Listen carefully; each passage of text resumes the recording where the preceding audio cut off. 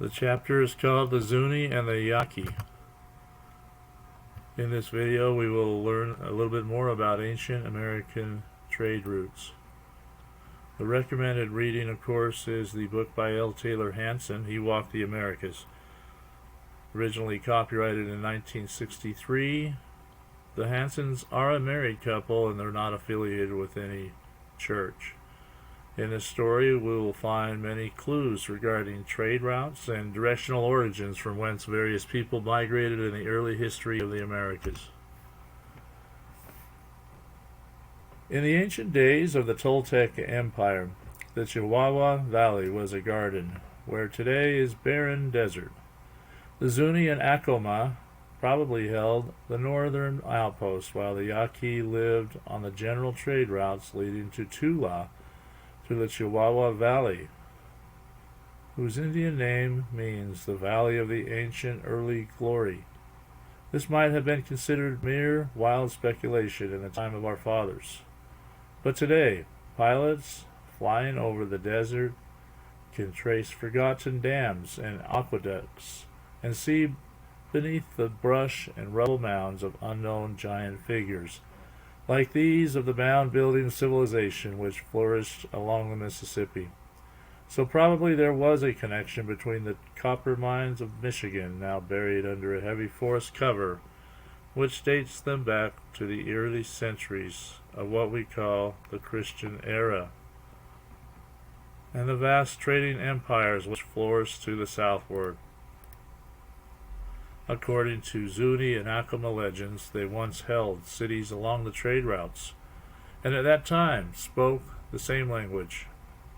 The Acoma still speak the Zuni language, the old ones will tell you, but throughout the ages they have forgotten how to pronounce it. When asked why the late Mexican monarch Montezuma received the title once given the prophet, the Zuni answered, "When he was born, he was pale of feature, and in many ways resembled the prophet. When the monarch was grown, and the guns of the Spaniards were flaming at the gates of Tenochtitlan, he sent to the Zuni an urgent appeal for warriors to help stop the white man's invasion. We sent many men, and though long we awaited, none ever again came back to Zuni. Now we know that all the Mexican armies were killed, and from Tenochtitlan in the valley of Old Mexico our men went to the land of shadows." Why do I call the land Mexico? That is its Aztec name, and the Aztec name for its people. Their war god was Mexicli, and they were really known as the Mexicans. The prophet?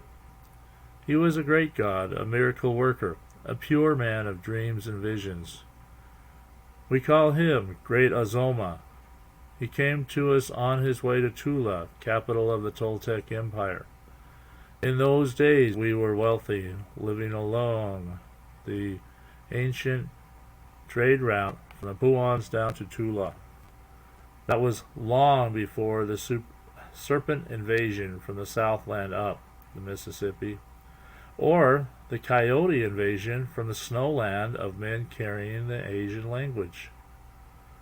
These great powers met and battled long until all the land became a wasteland. The Puans had to flee from their cities. Great Tula then had vanished, and the Pueblo people had to seek the high mesas to get away from the wild northern invaders.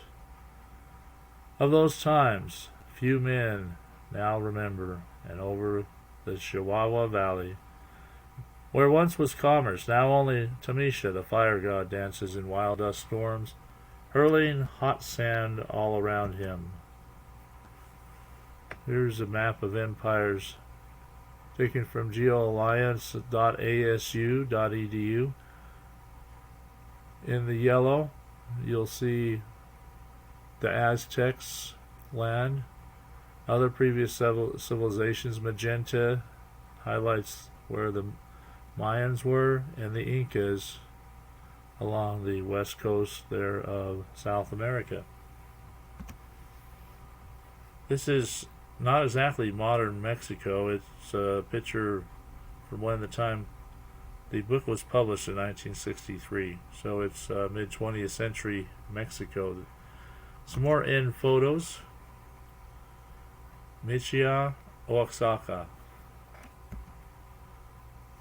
The following URL is where the map was obtained. This concludes this video. Please like and subscribe to this channel. Please leave a comment if you have any insight on this. Thank you for watching.